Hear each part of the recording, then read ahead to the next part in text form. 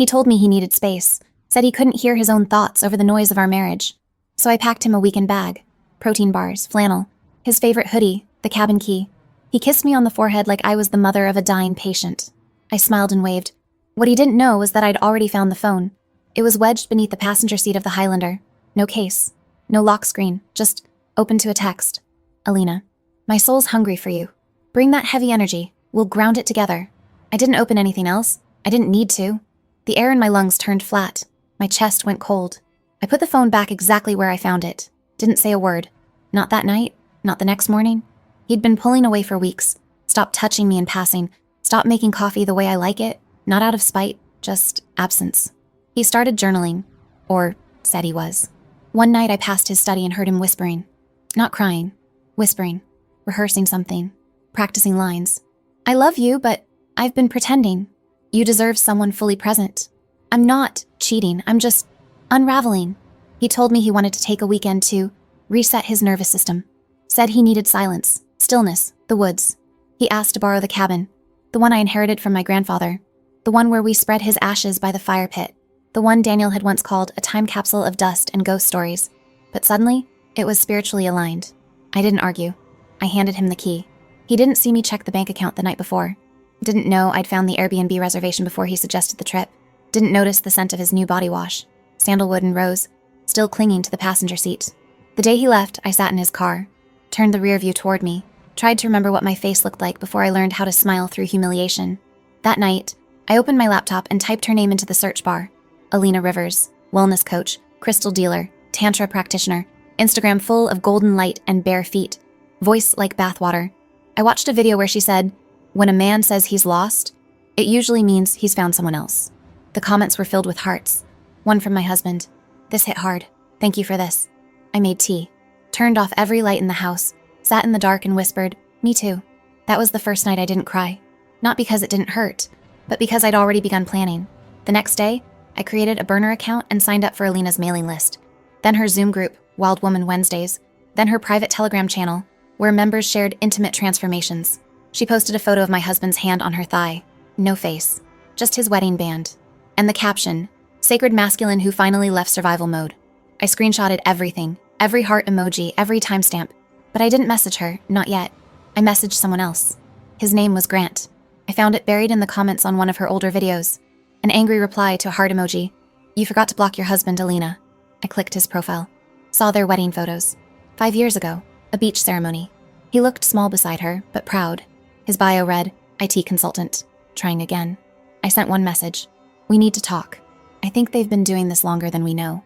He replied 8 minutes later. I know. Been tracking it for months. Meet in person? I agreed. We met at a diner off I-83. Neutral ground, yellow booths, no ambient music. He was taller than he looked online, calm, precise. He handed me a USB drive like it was a business card. Photos, GPS logs. I installed a tracker in her car after New Year's. I handed him a printout of the bank transactions. They used our joint account to pay for her Reiki certification. We didn't talk about feelings, just dates, timelines, devices, strategy. Before I left, he asked, you want to confront them together? I didn't answer right away, then said, no, I want to trap them together. He smiled, not with joy, with recognition. Good, I thought you might. That night, I slept deeper than I had in months. No dreams, just stillness. The kind he said he needed. I didn't need confirmation. I already had the evidence. The drive, the account logs, the photo of her hand on his chest captioned, masculine rebirth. But there's a difference between knowing and preparing. One is pain. The other is power. Her name was Alina Rivers. She spelled it with a heart in her email signature. Alina Trauma Untangling. Pleasure mentoring, ceremonial birth coach. She didn't just seduce men. She made them feel spiritual for betraying their wives. Her Instagram was full of that exact word. Wives. As if it were a diagnosis. Or a cage. I joined her digital coven under the name Nor-El No Profile Picture. No traceable email. But I paid for the premium tier. I wanted access to everything. Her welcome message arrived immediately. Welcome to the river. Here, we come home to our wild. The Telegram channel was worse. Voice notes of breathy affirmations. Photos of handwritten journal entries. Backlit silhouettes in her mirror with captions like, we are not broken, we are becoming. And then I saw it. A selfie in a foggy bathroom. A towel, 2 wine glasses. And behind her, just out of focus, Daniel's reflection in the mirror. Eyes half-lidded, hand on her hip. Wearing the necklace I gave him 3 anniversaries ago.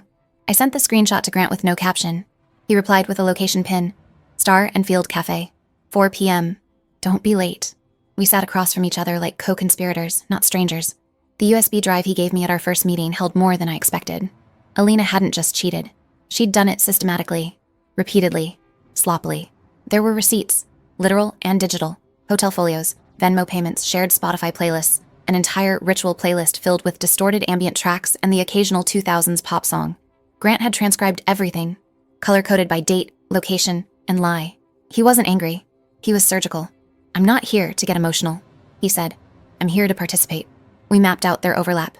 Where Daniel lied about work trips, where Alina canceled client sessions, where they met, what they wore, who they became when they thought no one was watching. I showed him the photo from my cabin's guestbook, dated 6 weeks before Daniel ever mentioned needing space. They'd already been there. He tapped the page. We catch them there again, but we don't interrupt. We surround. I told him about the wedding photo, the dresser, the champagne, the fire pit, the fact that Daniel never once asked if it was okay to use the cabin. He assumed, like he always did, like men like him do. Grant was quiet for a moment, then said, "Let's turn the assumption into a confession." We met again in 3 days, a hotel suite near the trailhead. We made a list. Arrival date, gear load in, devices, back entry path, exit contingency. I was calm, not because I wasn't in pain, but because the architecture of betrayal was finally visible. There's comfort in the truth, even when it ruins you. Alina posted another voice note that evening. "When they say you're too much, it's because they've already decided to disappear from you." I replayed it 5 times. Grant was right. They weren't just cheating. They were performing transformation, staging their adultery like it was sacred. I messaged him, "Let's give them a stage then." The morning we drove out, I brought a silk scarf from my wedding. Daniel had tied it around my wrist at our ceremony. Now I tied it to the porch railing, loose, barely visible. We parked 3 miles out, hiked the perimeter trail, approached the cabin from the back like shadows. Grant wore all black, carried 2 cameras. I had a handheld recorder and a ceramic mug, my grandmother's. For ambiance, I told him. He didn't laugh, just nodded. The cabin was still as we entered, smelled like dust and lavender oil. We worked quickly. He placed 1 camera in the rafters above the bed, another in the corner of the living room. I swapped out the champagne with vinegar, reset the bedding, placed the framed wedding photo in the bathroom, across from the mirror, dead center. Then I opened the guest book, found their last entry, dated, signed, found pieced together. I turned the page, wrote 3 words. You weren't alone. We set the audio recorders, charged the backups, left the porch light on, and waited. Grant leaned against the fireplace, said nothing, just listened to the woods breathe. I sat on the sofa and poured vinegar into 2 glasses, watched it bubble against the ceramic like wine. When their car pulled in, we didn't move. Not yet. Not until the right moment. I heard her voice first, high, sweet, soothing. She called him baby before the door even closed. He laughed, soft, content. She told him to close his eyes, that she had a surprise. I looked at Grant. He didn't blink. The floorboards creaked. Luggage hit the floor. A zipper opened. Then silence. Then that name again. Baby. Grant turned on the audio recorder. No words. Just a red light. They had no idea. Not yet, but soon. I always thought revenge would feel hot, sharp, chaotic, but it was cold, sterile, quiet like a morgue before the drawer opens. We arrived at the cabin 2 hours before they did. Grant was already in recon mode. His shirt was tight, tucked. A single earpiece buzzed gently in his ear. He didn't speak much, neither did I. Words felt unnecessary now. The inside smelled like mildew and dry pine, the kind of silence that absorbs your breathing. I lit a single cinnamon stick in the hearth, not for ambiance, but for familiarity. Daniel always associated that smell with my grandparents, with legacy. I wanted him to feel it, right before I tore it from him. We moved through the cabin like contractors marking for demolition. Grant unscrewed a floorboard beneath the rug and tucked in a hard drive. I placed 2 folded towels on the bed, neutral colors. They matched her aura palette. I knew that from her Instagram. In the bathroom, I wiped down the mirror until it shone, then placed our wedding photo directly across from it, framed, polished, intentional. It would be the first thing she'd see after washing his scent off her. In the nightstand drawer, I slid in a manila folder labeled Daniel M. Lang, accounts, devices, audio transcripts. On top of it, I placed his wedding ring. Not mine. His. The ring he hadn't worn in weeks, claiming it was cutting into his grip during workouts. On the porch, I tied the silk scarf to the railing, the one he bound around my wrist during our vows. I didn't tie it tight, just enough to flutter if the wind shifted. Grant checked the camera feed from his phone. Angles locked, audio synced. He opened a second bag and pulled out a bottle of red wine and 2 glasses. Vinegar, same label. He smirked, but it didn't reach his eyes. We left the fridge stocked with food, but each item was deliberately chosen. Vegan protein bars from a brand Alina hated, a block of aged cheddar she claimed caused inflammation, and worst of all, a frozen chicken lasagna. Her bio stated she hadn't consumed meat in 12 years. Why the lasagna? Grant asked. Because she'll think he chose it, and then wonder why. He nodded. Cruel. Effective. On the coffee table, I left a book, Radical Honesty by Brad Blanton, one of Alina's favorites, per her recent book list. Inside it, I had underlined a passage in red ink. Most people lie not to deceive others, but to protect the delusion they're still good. I didn't leave a note. I wanted her to wonder. We parked our car a half-mile down the trail, past the bend, hidden under trees, cloaked under netting. Grant wore gloves, cleaned surfaces, checked motion sensors. I took nothing personal inside. No phone, no wallet, no ring. Just me, and the version of me who'd stopped begging to be loved. We returned to the cabin from the back trail, the less visible route. Steep, narrow, brush-heavy. We entered through the storm cellar. No lights, no sound, just static in the air, and the slow creak of power shifting hands. We positioned ourselves in the loft crawl space above the main room, tucked beneath insulation and darkness. We had air vents, audio, cameras, clear visuals, and nothing but time. They arrived at 7:38 p.m. His car door slammed too hard. Nervous energy. Alina stepped out laughing, that faux mystic laugh she used in videos, always a half octave too high, like she was trying to transcend gravity. She wore a long, sheer dress and no bra. He wore his hiking boots, open flannel, and nothing beneath it. I recognized the flannel. It was mine. They didn't knock, didn't hesitate, just entered, arms locked, like it was their sacred space.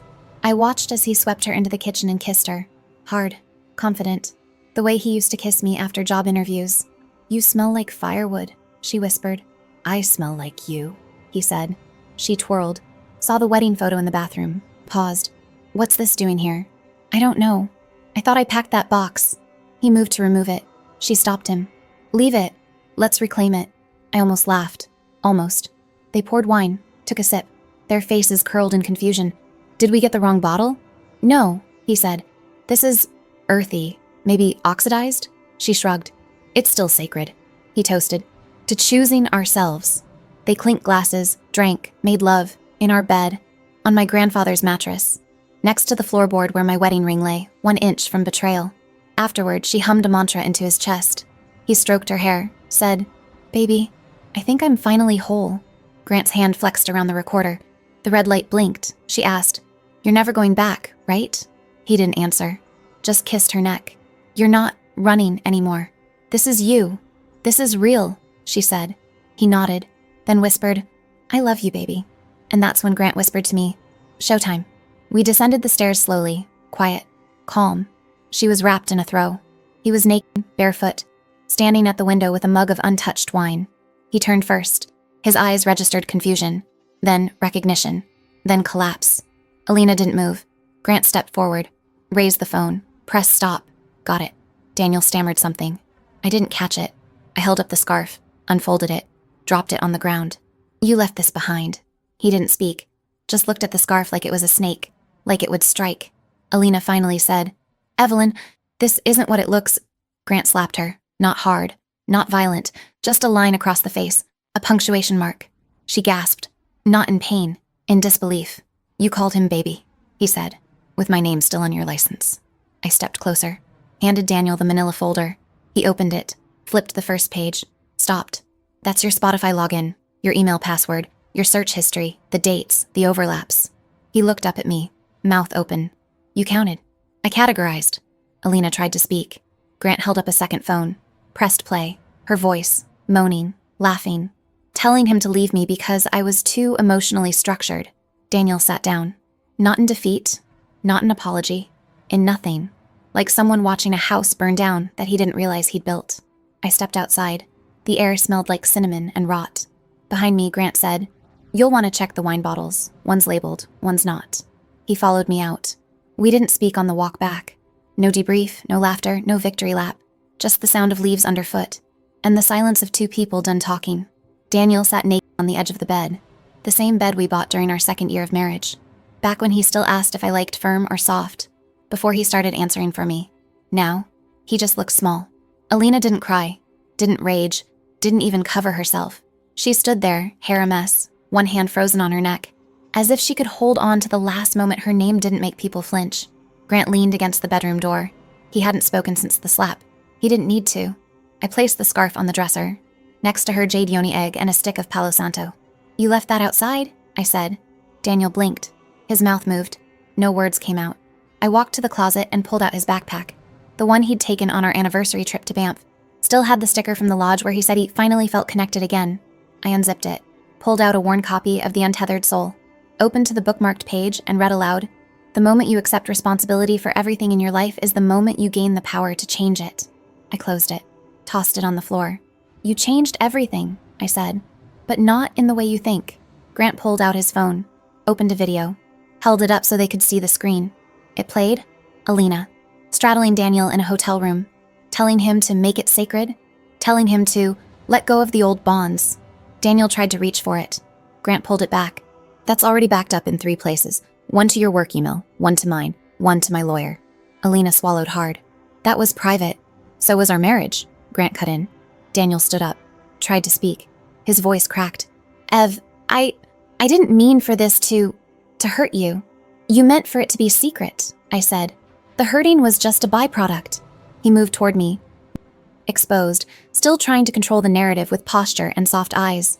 I held up my phone, opened a note app, scrolled. "You started texting her 116 days ago. First message was about a dream. Third was sexual. 17th, you called her your first real breath in years. The same day we had dinner with my parents." He froze. I looked at Alina. "He sent you a photo of our garden and told you he imagined you barefoot there. That was 2 days after I miscarried." Silence. The thick, heavy kind. The kind you can't speak through. Daniel sat again, head in his hands. "I didn't touch him." Grant cleared his throat. "I've filed for divorce. The papers are in your inbox." He looked at Alina. "You'll see we're splitting assets 70-30 in my favor." Based on the adultery clause, she opened her mouth, closed it. I walked into the living room, grabbed a folder off the table, set it down next to Daniel. Inside were copies of the following: the deed to the cabin, the marriage certificate, the estate clause from my grandfather's will, and a notarized letter removing Daniel as an emergency contact from my medical records. "You don't get to die in my name anymore." Daniel shook his head. "You can't just erase me." "You erased yourself," I said. "I just stopped redrawing you." Grant handed me the second phone, the one from the car. I opened the photos, deleted the album labeled Soul Work, then opened the cloud backup, forwarded it all to his parents, and to the HR director at his firm. "Standard procedure," I said. "You signed a morality clause, remember?" Alina finally found her voice. "You don't understand what this was. What we were healing?" "You weren't healing," I said. "You were hiding, and now you're visible." Daniel tried again. "Please don't do this to me." "I'm not doing anything to you," I said. "I'm letting you experience what you created." I turned to leave. Grant followed. Daniel called after me. "Evelyn, where are you going?" "Home," I said. "Where you no longer live." On the porch, I paused, looked out at the tree line. "You should check the lasagna in the freezer," I added. "Chicken, her favorite." As we walked down the path, Grant asked, "You going to tell your daughter?" "He has 24 hours. After that, I will." "You think he will?" "He's always talked about transformation," I said. "Now he gets the chance." We didn't talk the rest of the walk back. Didn't need to. We'd already said everything that mattered. The silence after exposure is louder than the betrayal itself. It fills the hallways, the inbox, the space in the bed that you still don't sleep on. Daniel didn't come home. I didn't ask where he went. He texted once. "Can we please talk before you do anything drastic?" I didn't reply. Instead, I sent him one message. "You have 24 hours to tell your daughter, or I will." He didn't respond, but I saw the read receipt. He always forgets those are on. The next morning, our daughter got an email. Not a call, not a visit, an email. She didn't cry. She came into my room holding her phone like it was something dying. "Is this true?" I nodded. "It's worse than what he told you." She sat on the floor and didn't speak for 20 minutes, then asked one question. "Was it me? Was it because of me?" That was the first time I felt rage. Not cold, strategic fury. Actual heat behind my teeth. "No," I said. "He did this because of him. You just happened to exist nearby." I didn't send her the recordings, but I sent her the wedding photo. The one Alina stared at while brushing her teeth. The one Daniel pretended he didn't know was still there. By noon, the video was out. Grant had posted a single clip. Blurry, no faces, just audio. Alina's voice. "Make it sacred. You're not hers anymore." Then Daniel whispering, "I love you, baby." Then the sound of skin hitting skin. Then silence. The caption read, "She called him baby. He forgot his vows." I remembered everything. It was reposted over 100 times in 6 hours. I didn't share it. I didn't have to. My phone lit up like a confession booth. Friends, acquaintances, his coworkers, even his sister. What happened? I didn't answer anyone. Just sent a group text to my side of the family. I'm safe. I'm done. I won't explain further. My mother replied with a prayer emoji. My brother sent a photo of a whiskey bottle and the words, "Good, burn the rest." I emailed Daniel's HR director. Attached screenshots of messages Alina sent from his work laptop. Schedule overlaps, company card expenses. No commentary, just the facts. 24 hours later, he was put on unpaid leave pending internal review. Alina was removed from her affiliate partnerships. Her Soul Work Sundays were canceled indefinitely. Comments disabled. She posted a statement, "Healing is messy. Transformation is never linear. Sometimes people get hurt along the way. But love is still sacred." Grant responded with a photo of their wedding ring, dropped in a river. No caption. I canceled the joint account, transferred my portion, left his frozen, sent the statement to the bank, pending legal investigation for misappropriation of marital funds. The cabin key was returned in a padded envelope. No return address, just the key, and a single torn page from The Untethered Soul. I didn't open it. I threw it into the fire pit where his boots used to sit. Daniel texted again. "Please, don't destroy everything. We had years." I replied, "You destroyed it. I'm just documenting the debris."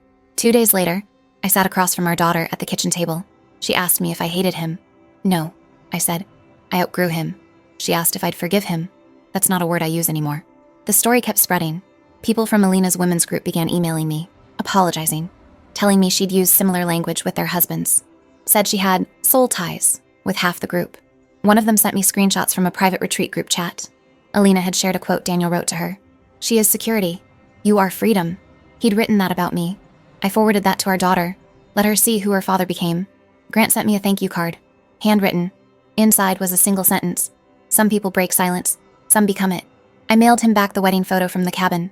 On the back, I wrote, "Both." I received an email from Daniel's lawyer the next day. He wanted to open a discussion about amicable separation. I replied once, "Tell him to bring everything, especially the truth." I never heard from Alina again. She disappeared from social media, deleted her public email, closed her website, but I saw her once, weeks later, at a gas station just outside town. She looked thin, nervous, was wearing sunglasses at night, paid in cash. She didn't see me, but I watched her buy a bottle of cheap wine and a pack of gum. That was the last time she appeared in my life. Daniel still texts, still sends long, winding messages about growth and identity and shame, still uses the word sacred like it absolves him. I don't reply anymore. I just let him talk into the void. The last thing I sent him was a screenshot of the video views, 1.3 million, no caption. He didn't write back after that.